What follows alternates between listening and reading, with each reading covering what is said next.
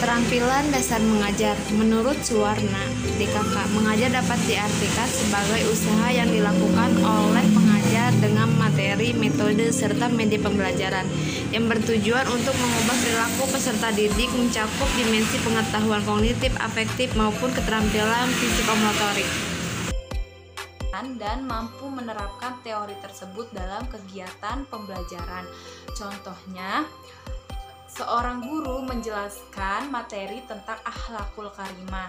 Nah, maka teori yang dijelaskan itu harus dikuasai oleh guru agar guru menjelaskannya dengan baik sehingga siswa mampu menerimanya dengan baik. Selain itu juga mampu menerapkan sikap dari teori tersebut ke dalam kegiatan pembelajaran agar siswa juga mengikuti sifat dari guru tersebut, sifat baik dari guru tersebut. Karena tugas seorang guru bukan hanya menjelaskan materi saja, akan tetapi ada pepatah yang mengatakan bahwa seorang guru ialah digugu dan ditiru. Artinya, digugu omongannya itu dipercaya, sedangkan ditiru sikapnya itu ditiru. Maka dari itu, sebagai calon guru ataupun seorang guru, kita harus memberikan yang sesuai dengan kenyataan, sesuai dengan teori, dan memberikan sikap contoh yang baik. Nah, sedangkan menurut Udin S. Winaputra, keterampilan menjelaskan adalah menyajikan informasi secara lisan yang diorganisasi secara sistematis untuk menunjukkan adanya hubungan antara satu bagian dengan bagian yang lainnya, hubungan antara teori dengan praktik, atau misalnya antara sebab dan akibat atau dalil dan contoh. Selanjutnya, tujuan memberikan penjelasan. Menurut Saiful Bahri Jamara yang dikutip oleh Fauziati, bahwa tujuan memberikan penjelasan adalah yang pertama, membimbing anak didik untuk mendapat dan memahami hukum, dalil, fakta, definisi, dan prinsip secara objektif dan benar. Yang kedua, melibatkan anak didik untuk berpikir memecahkan masalah-masalah atau pertanyaan. Yang ketiga, untuk mendapatkan balikan dari anak didik mengenai tingkat pemahamannya dan untuk mengatasi kesalahpahaman mereka. Yang keempat, membimbing anak didik untuk menghayati dan mendapatkan proses penalaran dan menggunakan bukti-bukti dalam pemecahan masalah. Sedangkan menurut Suwarna dan teman-temannya, bahwa keterampilan menjelaskan bertujuan untuk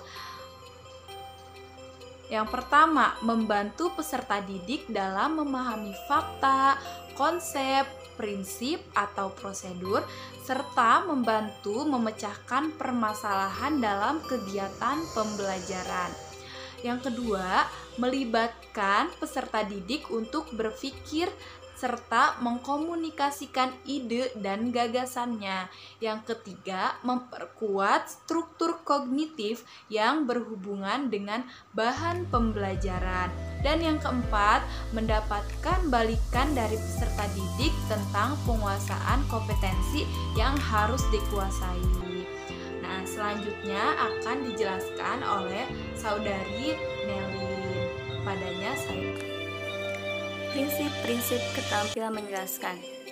Menurut Wardani, sebagaimana yang dikutip oleh J.J. Hasibuan, menyatakan bahwa prinsip-prinsip menjelaskan perlu dipahami antara lain. Yang pertama, penjelasan dapat diberikan di awal, di tengah, dan di akhir jam pertemuan. Yang kedua, penjelasan dapat diselingi tanya jawab. Yang ketiga, penjelasan harus relevan dengan tujuan pembelajaran. Yang keempat, penjelasan dapat diberikan bila ada pertanyaan dari siswa atau direncanakan oleh guru. Yang kelima, materi pelajaran harus bermakna bagi siswa. Dan yang terakhir, penjelasan harus sesuai dengan kemampuan siswa. Komponen-komponen keterampilan menjelaskan. Yang pertama, ada merencanakan. Penjelasan yang diberikan guru perlu direncanakan dengan baik, terutama yang berkenaan dengan isi pesan dan yang menerima pesan.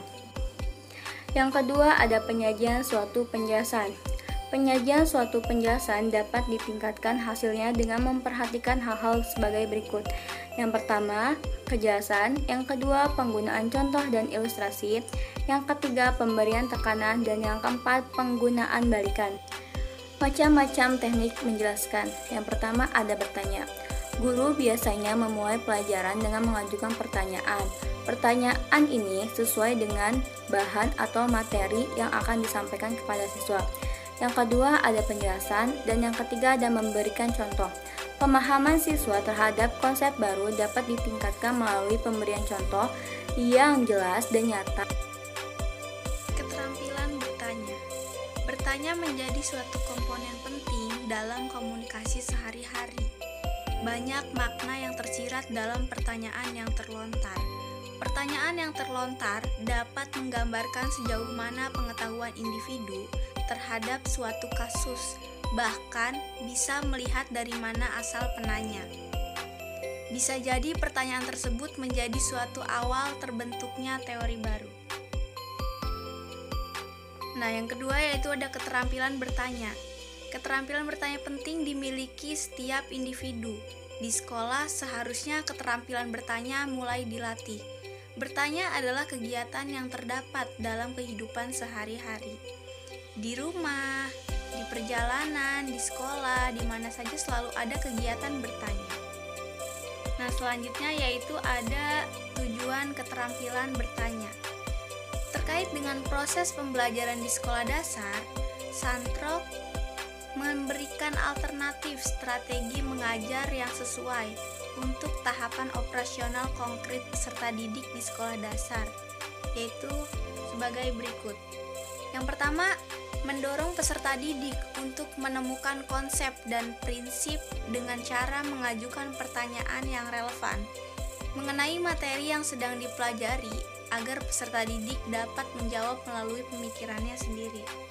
Yang kedua yaitu melibatkan peserta didik dalam tugas-tugas operasional seperti penambahan, pengurangan, perkalian, pembagian, pengaturan, dan pengurutan dengan menggunakan materi konkret. Yang ketiga yaitu ada merencanakan aktivitas yang membuat peserta didik mempraktikkan konsep hierarki klasifikasi. Yang keempat yaitu memasuki aktivitas yang membutuhkan konservasi area, berat, dan volume yang dipindahkan. Selanjutnya yaitu menciptakan aktivitas agar peserta didik dapat mengurutkan untuk membalik urutan.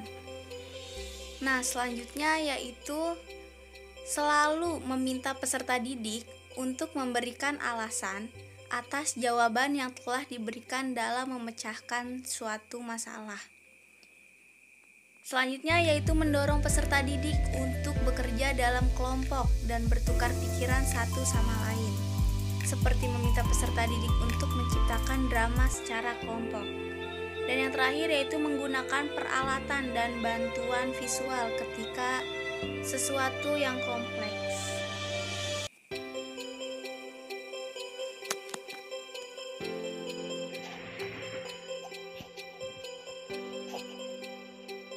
Kendala yang dialami guru saat mengajukan pertanyaan yaitu yang pertama, kendala guru berpengalaman. Yang kedua, kendala guru pemula. Nah, di sini penjelasannya bahwa kendala guru berpengalaman itu dalam proses pembelajaran seorang guru akan mengalami kendala, begitupun dalam hal mengajukan pertanyaan. Hasil observasi menunjukkan bahwa kendala yang dialami yang berpengalaman adalah karakter siswa. Karakter siswa merupakan kendala utama yang dialami oleh guru yang berpengalaman. Latar belakang pendidikan, setiap siswa menjadi kendala untuk mengajukan pertanyaan. Sebagian siswa memiliki wawasan yang terbatas dan sulit berinteraksi dengan sekitar. Kendala yang kedua yaitu kendala guru pemula. Kendala guru pemula sebagaimana yang dialami guru berpengalaman, guru pemula juga mengalami kendala yang sama. Karakter siswa menurut guru tidak leluasa mengajukan pertanyaan pada setiap pembelajaran. Tidak jarang pertanyaan-pertanyaan diajukan guru hanya dijawab dengan diam. Pertanyaan sebagian siswa memiliki wawasan yang terbatas, sulitnya